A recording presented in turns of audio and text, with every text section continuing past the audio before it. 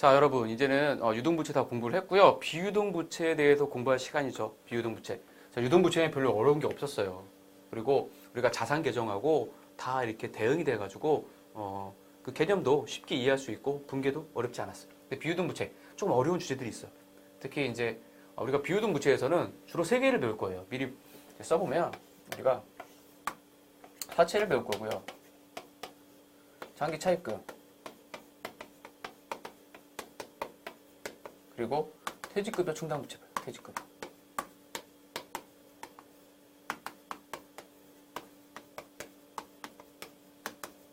자, 장기 차입금은 좀 어려울 게 없는데요. 사채랑 퇴직급여 충당부채의 개념이 좀 어렵죠. 근데 다행히 이건 원래 어려운 주제예요. 원래가 어려운 주제야. 회계학에서 맞이하는 고비 중에 하나야. 그런데 아주 어려운 부분은 우리 시험에서는 다루질 않아. 어차피 다루질 않아요. 그래도 좀 원래 어려운 주제니까 여러분이 공부하시기에 좀 어려움이 있을 뿐이지 가장 어려운 주제들은 사채, 퇴직급여 충당부채에서도 어려운 주제는 다루질 않기 때문에요. 여러분 충분히 컴팩트하게 이렇게 좀 컴팩트하게 좀 정리해가지고 요약하시면 여러분들이 문제 푸시는 데는 전 지장이 없을 정도로 공부하실 수 있어요. 볼게요. 비유동부채. 자, 지겹게 계속 얘기했습니다. 우리 이제 비유동부채는 1년을 초과하는 거죠. 우리가 상환기한이 만기가 1년을 초과하는 그런 부채들을 비유동부채라고 하는 거예요. 자, 비유동부채의 종류 중에서 첫 번째로 볼 게 이제 사채. 우리가 지난 시간이었죠. 전에 이제 자산 파트에서 유가증권 회계를 공부한 적이 있어요. 유가증권 회계하면서 기업이 경영활동을 하려면 어쩔 수 없이 자금을 차입해야 되는, 조달해야 되는 상황이 있어. 자금을 조달해야 되는 상황이 있고 또 회사는 기업 활동을 하다 보면 돈이 남아가지고 빌려주거나 어디 투자하거나 이런 상황이 발생할 수가 있어. 그래서 발행자와 구입자 두 가지로 나눠가지고 상황을 유가증권회계 전반적인 부분을 제가 설명드린 적이 있어요. 자, 뭐냐면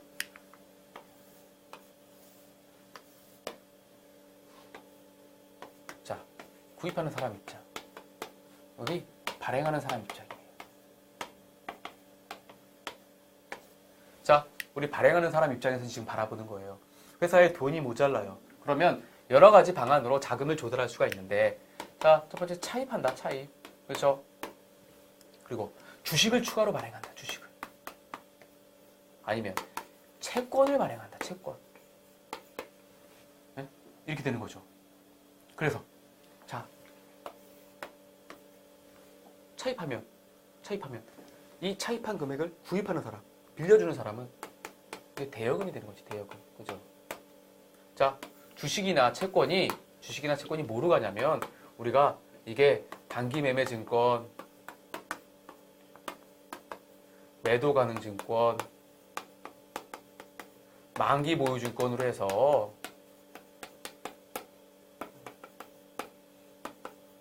이렇게 주식이나 채권을 발행한 사람 입장에서는 이게 자본금이고 이게 사채인데 이게 단기 매매 증권이 될 수도 있고 매도 가능 증권이 될 수도 있고 만기 보유 증권이 될 수도 있고 그래서 우리 구입자 입장에서 자산 파트에서 공부를 했어요. 유가증권을.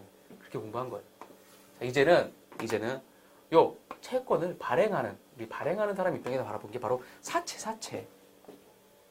사채가 어디 TV에서 선전하는 그런 거 말하는 거 아니에요. 전화해가지고 뭐 고금리로 막 30% 40% 이런 거 말하는 게 아니고요. 회사채. 회사가 돈을 빌리기 위해서 발행한 채권, 증권을 사채라고 하는 거예요. 자금 조달의 방법으로 발행자가 약정에 따라서 일정 기간 동안 이자 주고 어떠한 딱 정해진 날짜에 원금 상환해 주는 거. 그게 바로 채권이라고요. 사채. 예? 사채. 그런데 이거를 투자하는 사람, 보유하는 사람 입장에서는 이게 단기 매매 증권이 될 수도 있고 매도 가능 증권이 될 수도 있고 만기 보유 증권이 될 수도 있는 거죠. 근데 발행하는 사람 입장에서는 전부 다 사채다. 오케이? 자, 그래서 전반적으로 보면 이렇게 크게 보면 사채 하나만의 흐름을 보면 자, 이런 거죠. 이렇게 해서 3년으로 나눠서 내가 지금 돈을 빌려온 거예요. 돈을 빌려왔어. 100만 원. 어떻게 빌려왔냐면 사채를 발행했어. 사채 발행. 3년 후에 돈 갚을게. 100만 원. 하고 채권을 발행한 거예요. 그게 바로 사채예요. 그래서 장기에 걸쳐서 갚아야 되니까 우리가 비유동 부채가 되는 거죠. 이 100만 원만 갚으면 되냐? 그러면 100만 원 지금 받고 나중에 100만 원 갚는 거라고 한다면 누가 이 회사에 돈을 빌려줘요? 누가 이 채권을 사요? 자, 중간중간에 이자를 좀 지급해야 된다. 이자. 마지막에도 이때도 이자 얼마 내느냐?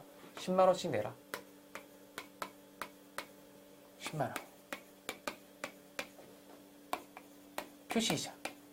표시이자죠, 표시이자. 이 채권에 이자액이 적혀져 있어요.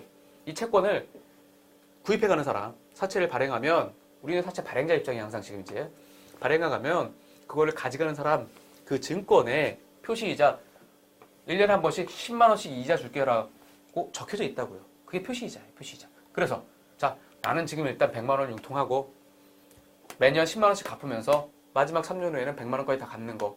이게 바로 사채죠. 사채. 그런데 이게 액면 발행될 수도 있고요. 할인 발행, 할증 발행될 수 있다는 거예요. 액면 발행은. 자, 나중에 100만 원 갚기로 했어요. 나중에 100만 원 갚기로 했는데 지금 현재 돈을 100만 원 받는 거죠. 그게 액면 발행. 할인 발행은. 자, 나중에 100만 원 갚기로 했는데 지금 돈은 98만 원밖에 안 줘요. 98만 원밖에. 자, 이게 할인 발행. 할증 발행은 나중에 100만 원 갚을 건데요. 100만 원 갚을 건데 지금 돈을 103만 원 주네. 자, 이게 할증 발행이에요. 왜 이런 상황이 발생할까요? 왜? 자, 이 회사는 지금 이자를 얼마 주고 있냐면 10%를 주고 있어요. 10% 줄게 이자 이렇게 말을 했어요. 10%씩 이자 줄게. 10%. 그런데 이 회사가 어떤 회사인지에 따라 다른 거예요. 이 회사가 이 사채를 발행하는 회사가 우량하지 않은 기업이에요. 언제 도산할지도 몰라. 파산할지 몰라. 응? 그런 회사야. 시장에서 이 회사가 별로 평판이 좋지 않아. 신용도가 높지 않아. 그런 회사에는 10%만 이자를 받으면 안 된다고. 왜냐면 3년이 지나야지 만기 원금을 100만 원을 돌려받을 텐데 언제 망할지 모르는 회사야. 그러면 이 회사에서 시장에서는 이 회사에 대해서 12만 원, 즉 12% 정도의 이자를 요구하고 있어. 12만 원, 12%. 그런데 이 채권에는 10만 원만 준다고 돼 있는 거예요. 10만 원만 준다고. 응? 그러면 어때요? 자, 12만 원 줘야 되는데 12만 원은 니네 회사를 봤을 때, 니네 회사의 신용도를 봤을 때 12만 원씩 이자를 좀 받아야지 내가 좀 안심이 되는데 10만 원씩밖에 안 줘? 그러면 내가 지금 돈을 98만 원만 줄게. 선이자 떼는 것 같은 그런 느낌인 거예요. 이해가세요? 나중에 물론 100만 원 갚아야 되는 건 맞아. 근데 니네가 이자를 조금 주니까 시장에서 요구하는 것보다 대신 그러면 빌려주는 돈 자체를 98만 원만 빌려줄게. 이런 거죠. 이해가시죠? 어렵지 않아요. 자, 할증 발행은 그 반대야. 이 회사가 사실 굉장히 우량한 기업이어서 5%, 즉 5만 원의 이자만 줘도 돼요. 5%. 5만 원. 5% 정도. 그런데 10만 원이나 주고 있어. 10%씩이나 주고 있어. 그러면 땡큐 베리 머치죠. 땡큐 베리 머치. 땡큐 베리 머치. 그러면 회사는 우리 회사는 발행하는 사람 입장에서 5만 원만 주면 되는데 10만 원씩이나 주고 있으니까 돈을 더 많이 빌려줘. 103만 원 빌려줘. 이런 거죠. 그래도 나중에 100만 원만 갚을 거야. 이거예요. 오케이? 이해가요? 네. 그래서 보세요. 자, 표시이자로 하고 이게 표시이자율이야. 원래 주기로 한 돈. 채권에 적혀있는 금액이죠. 시장이자율이 같으면 자, 발행하는 금액. 요 지금 현재 사채를 발행해서 받을 수 있는 돈이죠. 그 금액하고 액면 금액이라는 것은 만기에 갚아야 되는 돈이야. 채권에 써져 있는 만기에 갚아야 되는 거. 이게 딱 일치하는데 보세요. 시장 이자율이 더 높아. 표시 이자율보다 시장이 요구하는 이자율이 더 높으면 이 회사에 대해서는 돈을 조금만 주겠다는 거야. 그래서 발행 금액이 액면 금액보다 더 작아지는 거야. 98만 원. 선인자 떼듯이. 그 반대 상황에서는 우리가 발행 금액이 액면 금액보다 더 높아지고요. 이해 가세요? 응? 자, 그래서 사실 이제 이제 뒤에 분기를 보세요. 분기를 보시면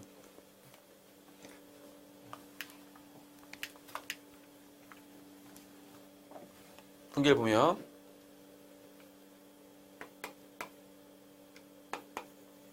다 지워버렸네. 자, 분기를 보면 액면 발행됐을 때는 우리가 10만 원짜리 사채라고 할게요. 사채 10만 원 하면서 현금이 10만 원 들어와. 사채를 발행하면서 10만 원이 그대로 들어온단 말이에요. 들어오는데 할인 발행되면 사채 10만 원 하면서 현금이 9만 7천 원밖에 안 들어와요. 3천 원을 더 적게 받는 거지. 나중에 갚아야 될 돈은 10만 원인데 지금 들어오는 돈이 9만 7천 원밖에 안 돼. 왜 그런 거야? 왜 그런 거냐면 여기처럼 시장 이자율이 이 표시 이자율보다 더 높기 때문에 그런 거예요. 그러면 3천 원 차익은 어디다 써주는 거냐면 여기다 써주는 거야. 여기다 사채.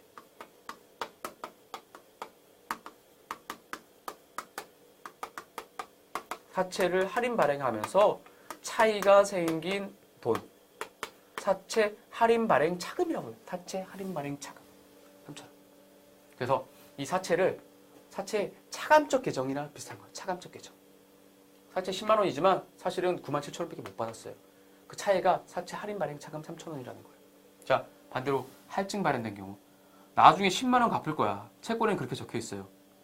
부채로 10만 원 계상해 놨어. 근데 돈이 10만 3천 원이 들어왔어요. 자, 왜 그런 거예요? 이 회사가 시장에서 요구하는 수익률은 5%밖에 안 되는데 10% 돈을 많이 줘요. 표시 이자를 많이 주니까 그러면 현금도 더 많이 줄게. 10만 3천 원 줄게. 자, 이거는 여기다 쓰는 거죠. 차익이 있으니까. 사채 할증 발행 차금.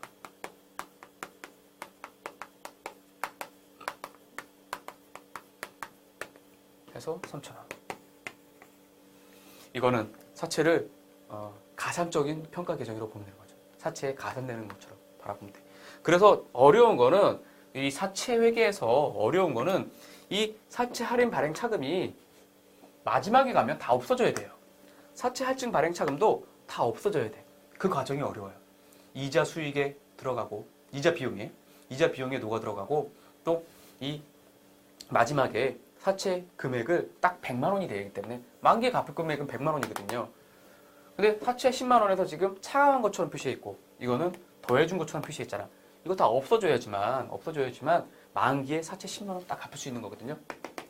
그런데 요거를 없애주는 과정이 굉장히 어려워. 그 분기가 회계 처리가 어려워. 근데 그거에 대해서 안 물어봐요. 우리 시험에서 지금 안 물어보기 때문에 여기까지만 알면 돼. 여기까지만.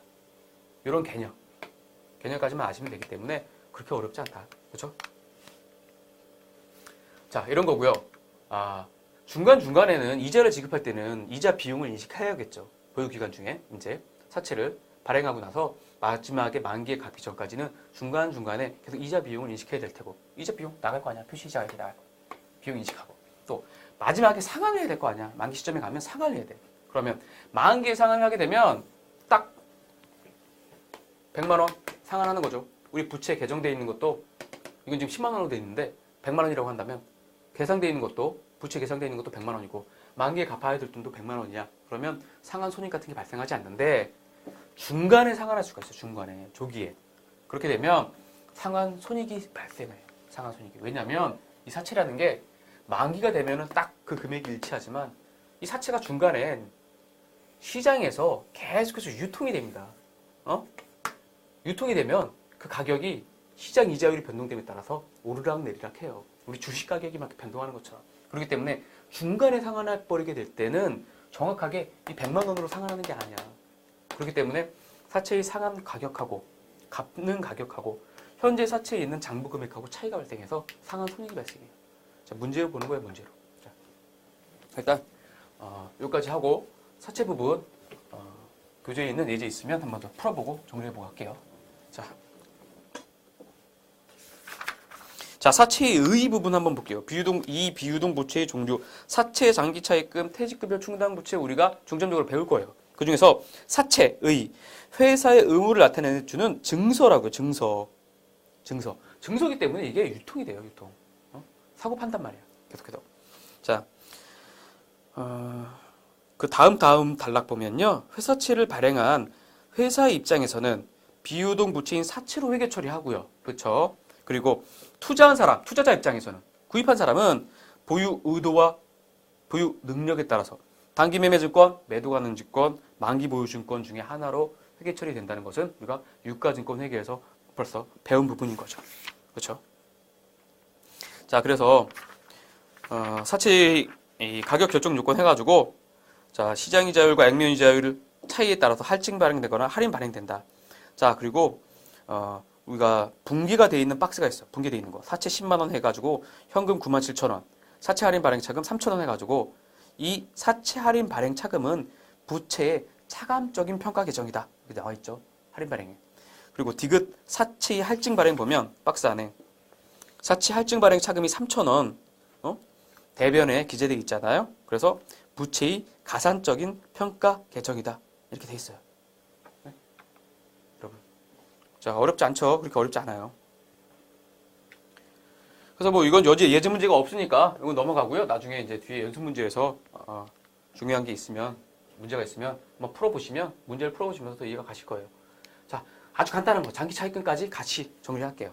그다음에 다음 시간에 이제 퇴직급여 할 건데요. 자, 장기 차입금 뭡니까? 장기에 빌려준 거죠. 장기간. 1년을 초과하는 거야. 차입을 해왔는데 만기에 이제 갚아야 되는데 그 만기가 1년을 초과하는 것들. 지급 기일이 결산일로부터 1년 이후에 도래하는 차입금. 그런데 여기서 한 가지만 주의하면 돼. 유동성 대체라는 게 있어요. 유동성 대체. 자, 장기 차입금은 1년 이내에 갚는 것이 아니라 한 3년 정도 생각하는 거죠. 지금은 2년이라고 생각해 볼게. 2년짜리야. 2년짜리 차입금이야. 그래서 이때 차입했고요. 이때 이제 상환해야 돼요. 상환. 자, 여기 X 1년이고요. X 2년, X 3년이에요. 볼게요. 이 시점에 차입해왔을 때 장기 차입금이죠. 1년 이내 보유기간 말에 봤을 때 1년 이내 우리가 만기가 안 돌아오잖아요. 그러니까 X 3년에 들어오니까 이때 장기 차입금으로 구분했어요. 장기 차입금으로 분류를. 자, 그런데 X 2년 말이 돼서 이 시점에 한번 쳐다봤더니만 1년 이내에 갚아야 된다는 거죠. 이제 좀 있으면 1년 이내. 그쵸?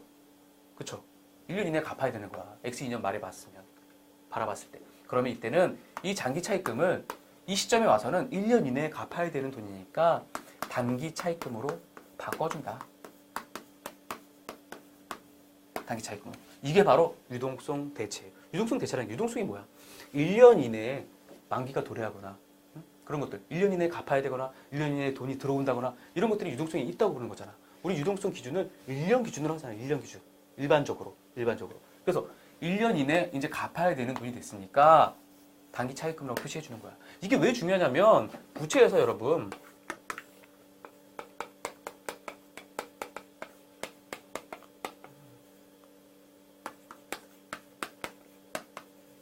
자, 비유동 부채는 앞으로 1년 이내에 갚을 일이 없어요. 그러니까 요 금액이 얼마가 돼 있던지 간에 일단 1년은 버틸 수 있다는 거예요. 1년은 버틸 수 있지. 그렇죠? 이 돈 지금 당장 1년 내에 안 갚아도 되니까 이 부채가 있긴 하지만 내가 1년 동안 열심히 돈 벌어가지고 갚으면 되겠지. 이렇게 생각할 수 있어. 근데 유동부채는 앞으로 1년 이내에 다 갚아야 될 돈들이에요. 그러다 보니까 내가 수익 활동이 조금 더 삐끗하거나 아니면 돈이 좀 안 벌리거나 이러면 지금 부도가 날 수 있는 돈을 못 갚아가지고 1년 이내에 갚아야 되는 돈의 자료는 우리가 재무상태표를 1년 기준으로 작성하기 때문에 굉장히 중요한 자료라는 거야. 당장 갚아야 될 돈이라는 거 1년 이내에 앞으로.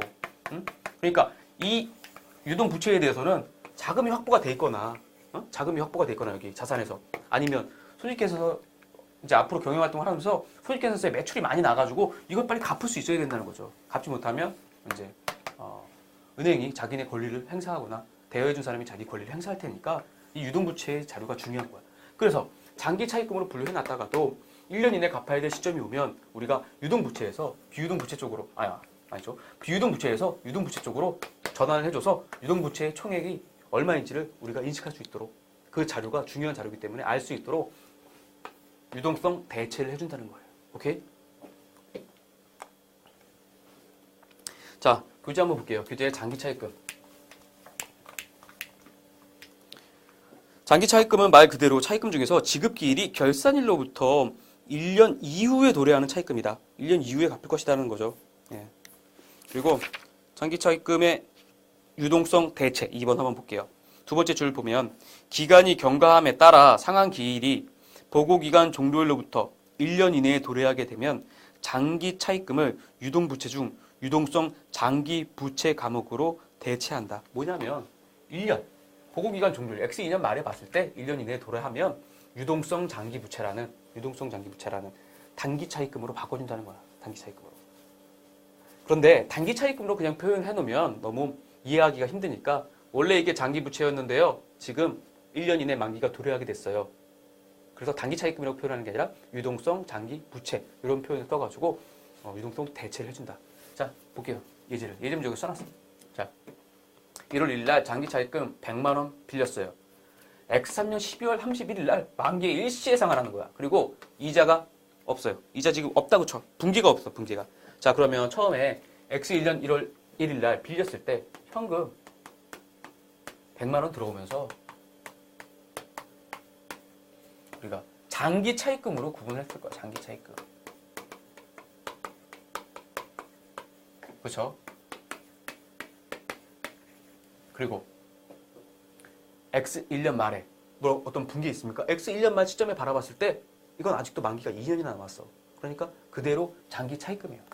X 2년 말에 쳐다봤을 때 X 2년 말 X 3년 12월 31일에 갚아야 되니까 X 2년 이건 X 1년 1월 1일이고요.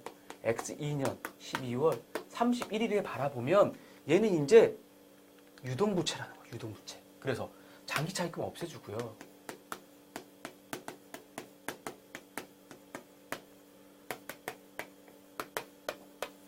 이거를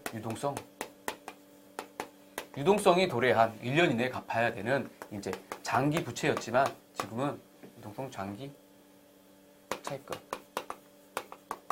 이렇게 유동성 대체를 해준다.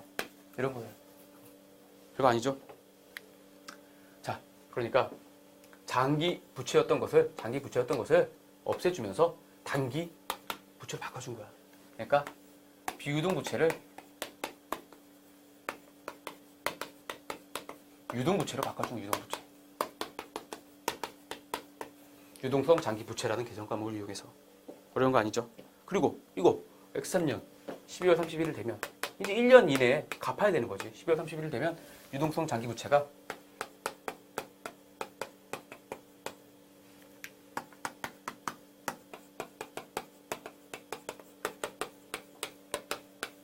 없어지면서 현금이 나가겠죠. 여긴 차입금이라고 쓰고 여긴 부채로 썼네. 똑같은 거죠. 사실 뭐 개정 과목이 그렇게 중요한 거 아니에요. 지금 여기서는 유동성 대체를 해준다는 것이 중요한 거예요. 네? 유동부채로 바꿔준다는 거. 오케이? 이해 가시죠? 자, 이렇게 해서 우리가 비유동부채에서 장기 차입금까지 공부해봤습니다.